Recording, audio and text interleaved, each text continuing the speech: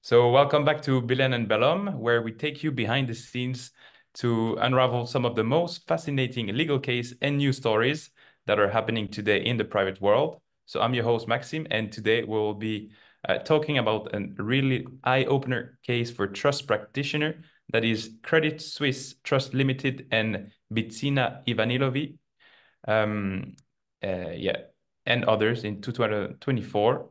So this case really involves over $1 billion in assets, a decade-long fraud, and a staggering 742 million in compensation, which actually, by the way, is already a reduced amount from what that was previously found.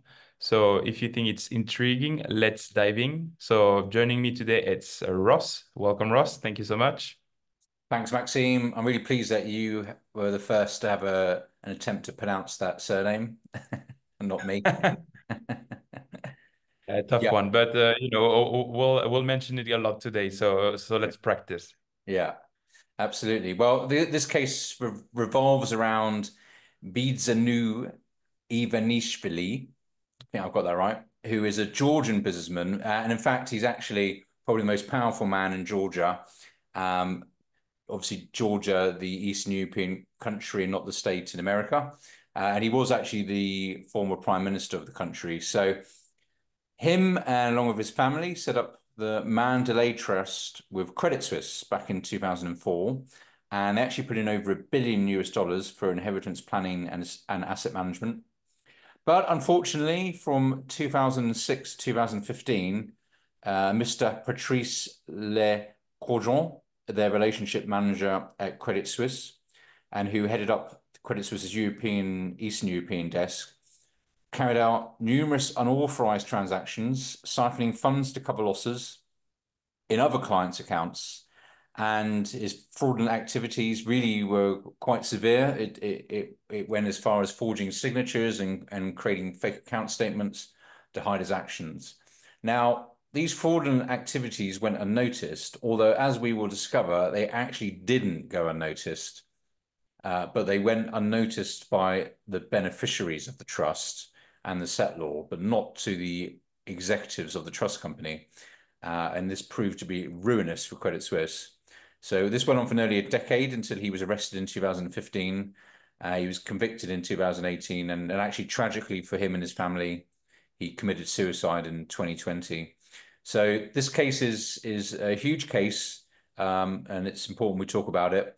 And it really was partly responsible for the actual collapse of Credit Suisse into the arms of UBS, and arguably deals a pretty hefty blow to the bank trustee model. Yeah, that's for sure. I mean, it's a significant breach of trust. That's for sure. So just let's take a couple of steps back and talk a little bit about the Mandalay Trust itself. So what was its purpose and how was it structured? Yeah, so the Mandalay Trust, as we said, it was for inheritance planning and asset holding. It had two underlying companies initially, Meadows Sweet Assets Limited and Soothsayer Limited. And then there was a third company called Linden Management that was added later. Now, interestingly, and this really was one of the problems, the the management of the structure was split between two branches of Credit Suisse. So the trustee was in Singapore, and there was a bank account in Singapore, but a large part of the assets were also in Geneva, managed by the banking team there.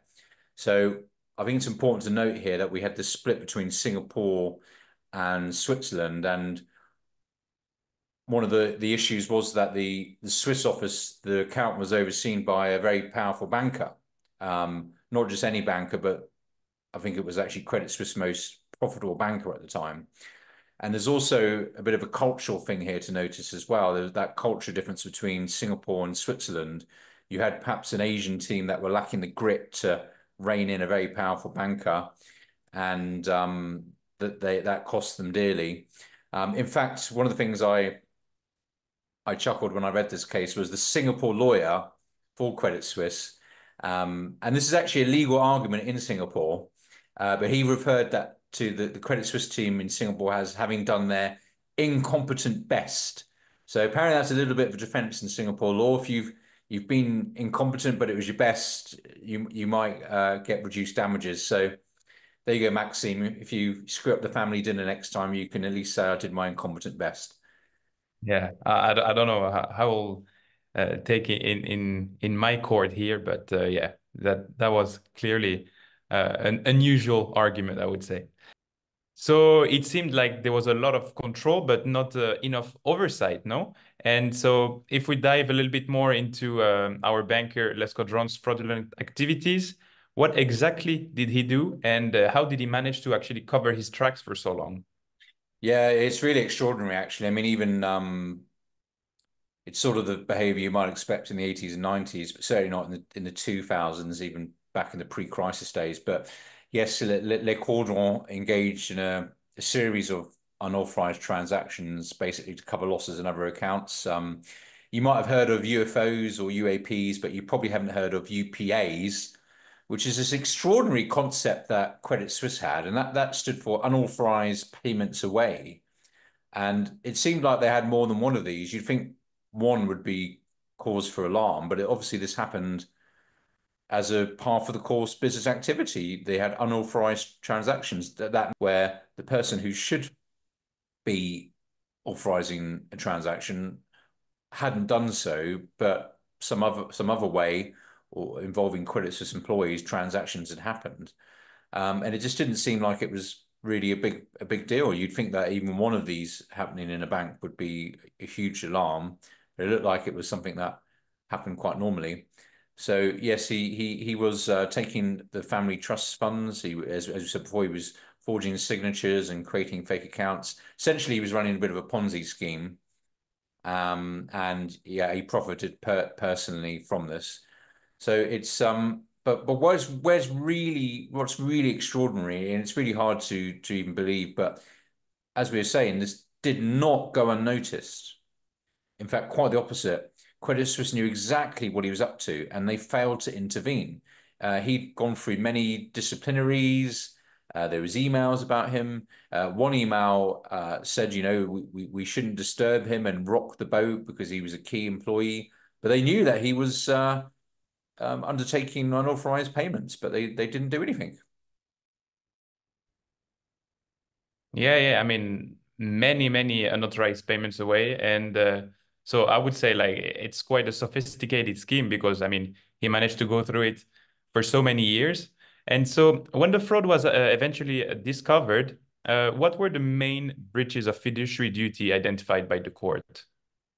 Yeah, I mean, there's two main points in this case, and actually the reason we wanted to look at this case today together was that there's a really interesting look at the difference between what happens in court in tort and in equity on this case, and we'll come to have a look at why that was so significant in this case. So, firstly, Credit Suisse basically failed to act in good faith because they didn't inform the beneficiaries about the unauthorized transactions.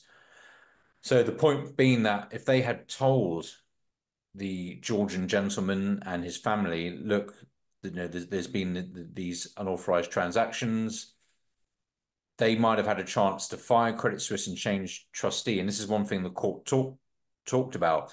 You didn't give them a chance to appoint a competent trustee or a competent investment manager. They weren't given that opportunity.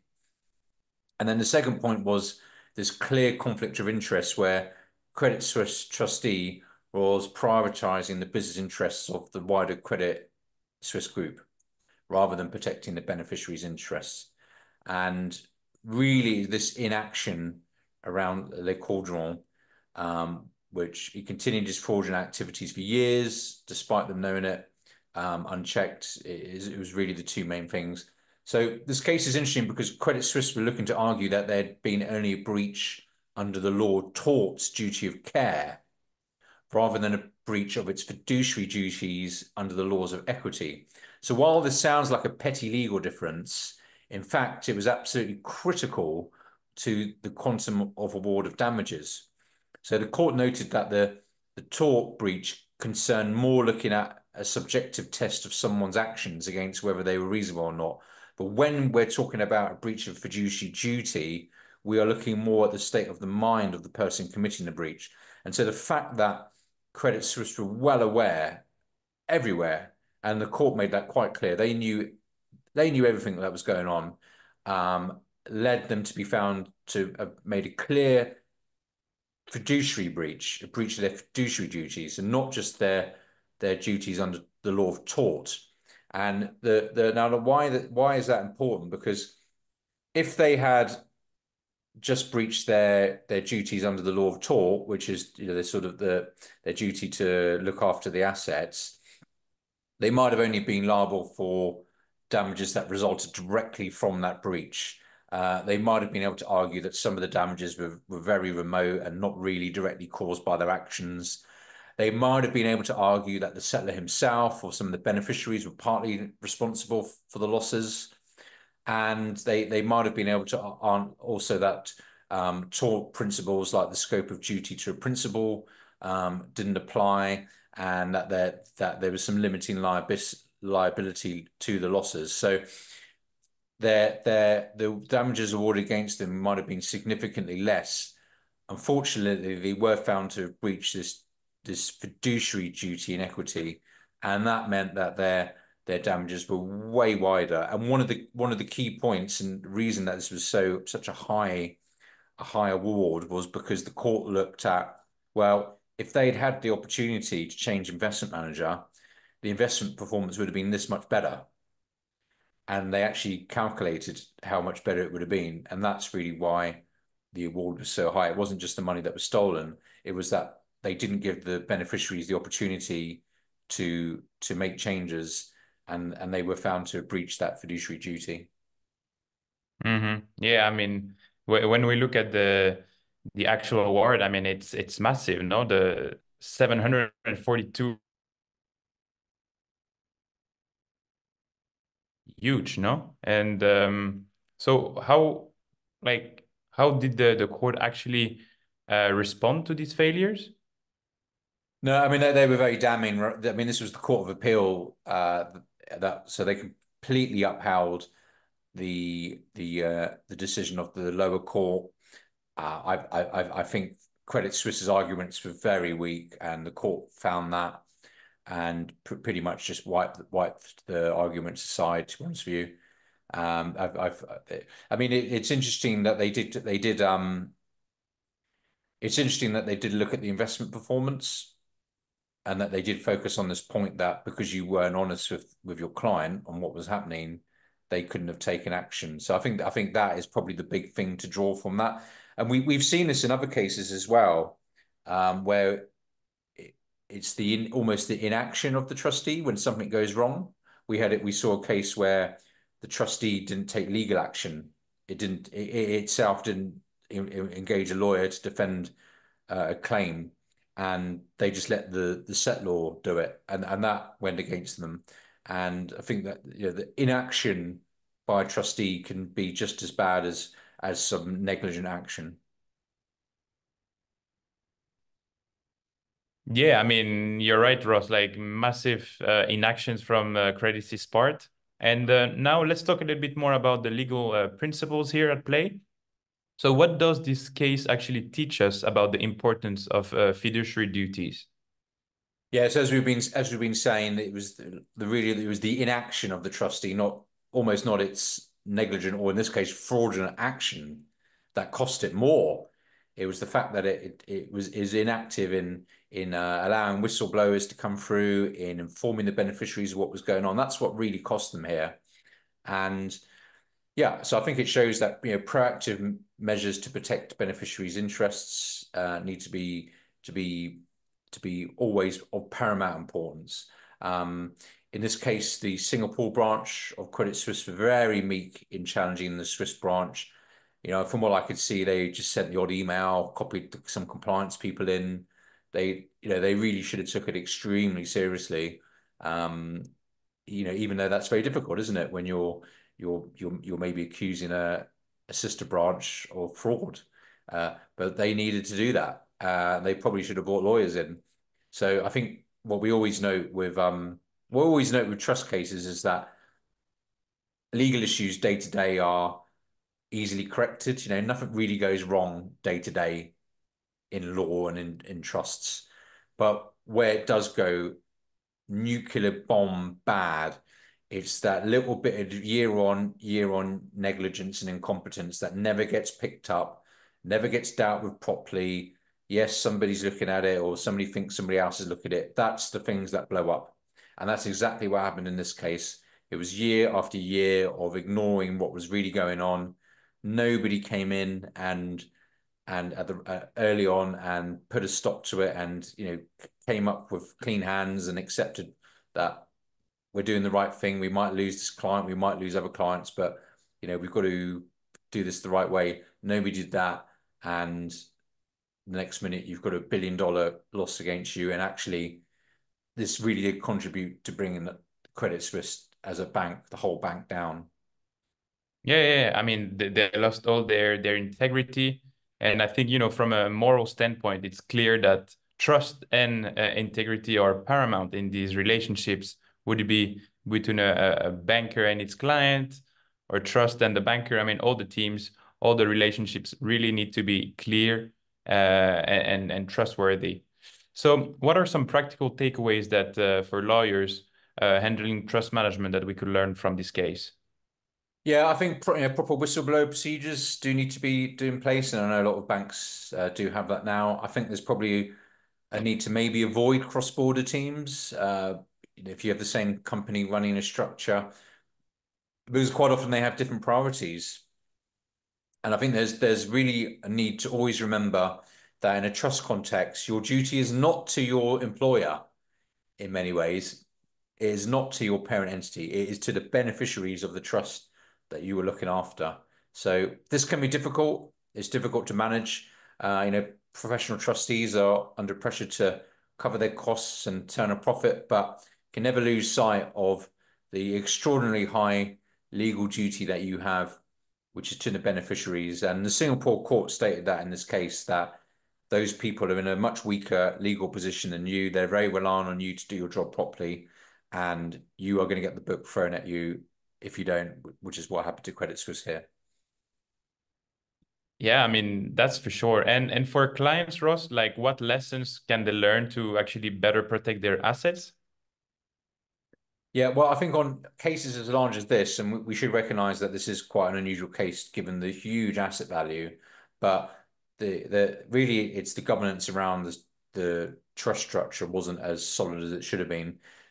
Perhaps what they could have done was to appoint an independent auditor or independent accountant who was scrutinizing the yearly financials or even the more frequent management accounts or cash balances. Perhaps an independent investment supervisor would have been really appropriate.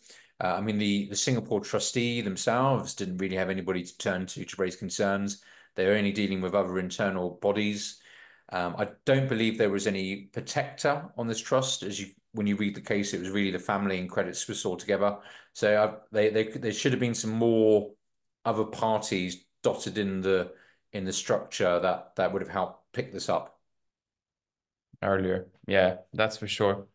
And before we wrap up, Ross, is there any final thought on the case? Anything else that comes to mind? Yeah, I think it's worth saying that this case is still going on. UBS are actually appealing it, so it will rumble on probably for many years to come. And Credit Suisse were also awarded 600 million against them in Bermuda in relation to this client. So it just shows one client can bring down a huge bank. Obviously, Credit Suisse had many other problems, but you imagine the fees, I mean, the clients other clients would have known about this case. Other banks have known about this case. I mean, I suppose it also shows you've got to be careful when you take on a big client, right? It's obviously very tempting to take on a big client, but you need to know what you're doing, right, and run it properly. Thank you so much, Ross, for this enlightening discussion. And I'm sure our listeners have gained a lot of valuable insights. So yeah, that's all for today for our Billen Belhomme show.